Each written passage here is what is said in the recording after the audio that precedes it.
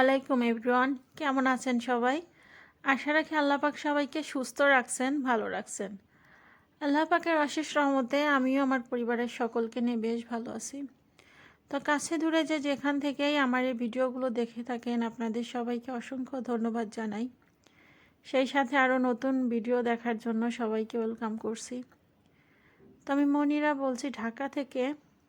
তো যারা আমার ভিডিওগুলো দেখে থাকেন বা আমাকে পছন্দ করেন, কিন্তু ভিডিও দেখা যাচ্ছে যে কি যে ভিডিওর দেখার একটু আধটু যায় ভিউজ হয়, কিন্তু ওই পরিমাণ লাইক বা কমেন্ট আমার ভিডিওতে আসে না। তো আমার ভিডিওগুলো যদি আপনাদের একটু হলেও পছন্দ হয় তাহলে ছোট্ট একটি কমেন্ট করে যাবেন আর একটা লাইক দিয়ে দিবেন।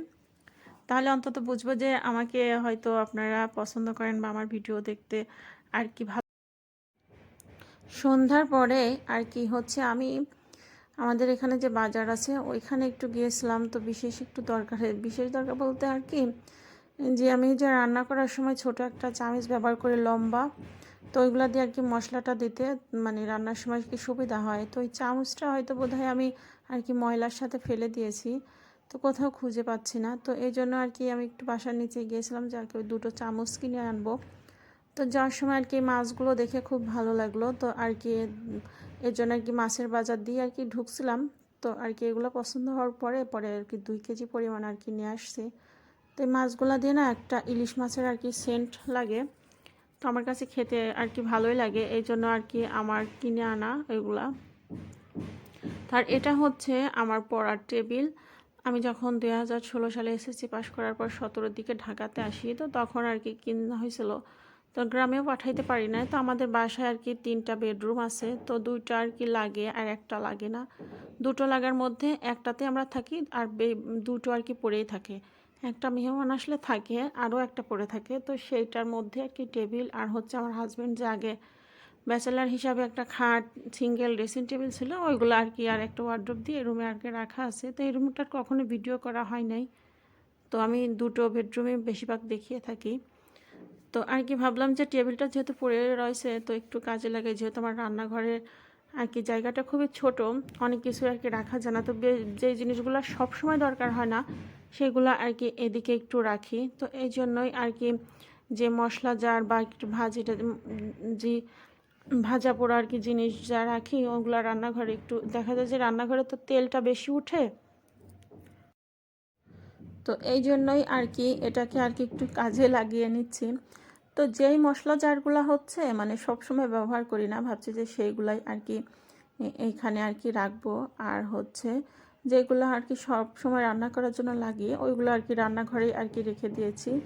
আর বিশেষ করে আর কি যেগুলা সব সময় লাগে না এগুলো আর কি এদিকে রাখছি।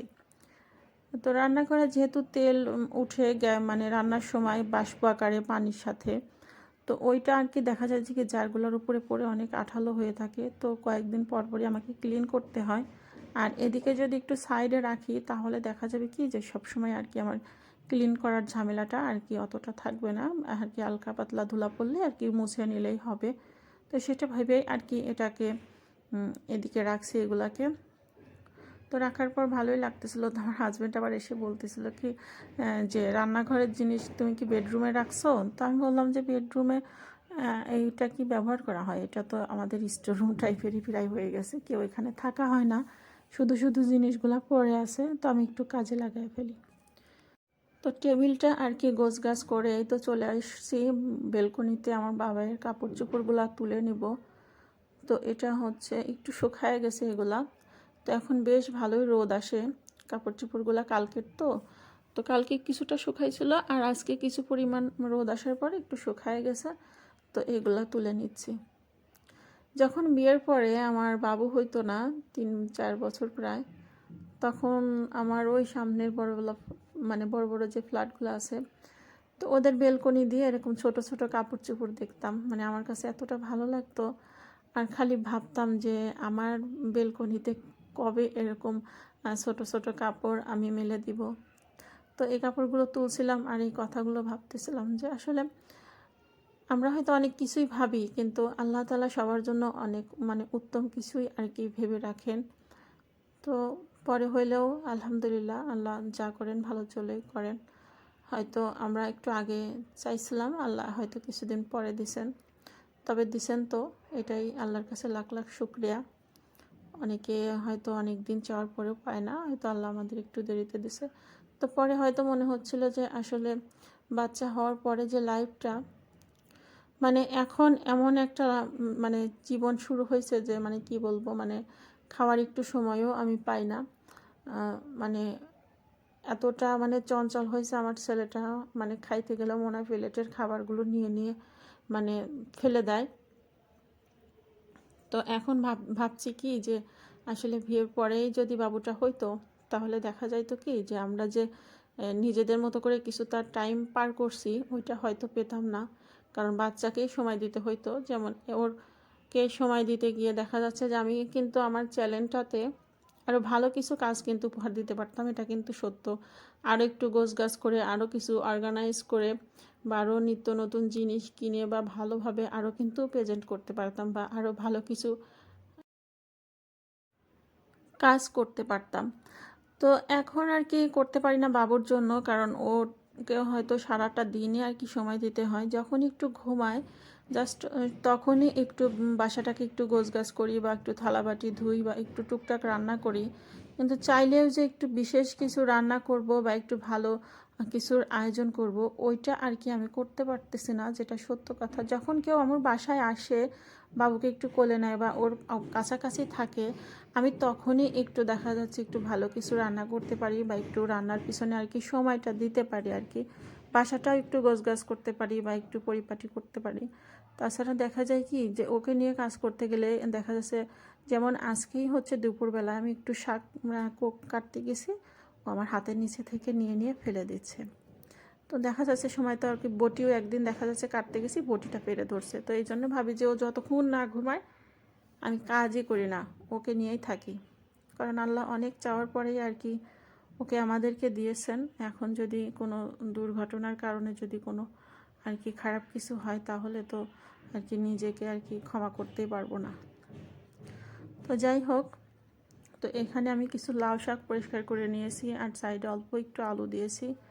তো দেশে থেকে আসার সময় একটু দেশি পুঁটি মাছ আনা হয়েছিল, তো ওটা দিয়ে আর কি সামান্য পরিমাণে একটু সরিষার তেল দিয়ে রান্না করব, কাঁচামরিচ পেঁয়াজ দিয়ে। এটা হচ্ছে আমি একটু ডায়েট করতে চাচ্ছিলাম, তো আমি ভাতটা আর কি অ্যাভয়েড করতেছি কিছুদিন যাবৎ, একেবারেই ভাতটা খাচ্ছি না। তো এখানে একটু বেশ পরিমাণ পুঁটি মাছ দিয়ে আর কি সবজি টাইপের করে, এটা আমি শুধু এটাই খাবো, একটু বাদাম খাবো আর একটু ডিম খাবো। তো এজন্য আর কি এভাবে রান্না করা। তো পুঁটি মাছটাকে একটু কষিয়ে তুলে রাখছি। তো এখন লাউ শাকগুলোকে দিয়ে আর কি একটু কষায় নিব। তো আলুটা হচ্ছে ডায়েটের জন্য খাওয়াটা ঠিক না, কিন্তু আমি আলুটা আমার জন্য দিই নাই। আমি ভাবছি যে রান্না করার পরে এক সাইড থেকে তুলে একটু আমার হাজব্যান্ডকে দিব, ওর আলুর সাইডটা দিব, আর আমি শুধু সবজিটা খাবো, মানে শাকটা শুধু খাবো, আলুটা আমি খাবো না। আর হচ্ছে এখন থেকে আর কি বিশেষ করে 1-1.5 মাসের আর কি চাইছি যে ডায়েটটা করব।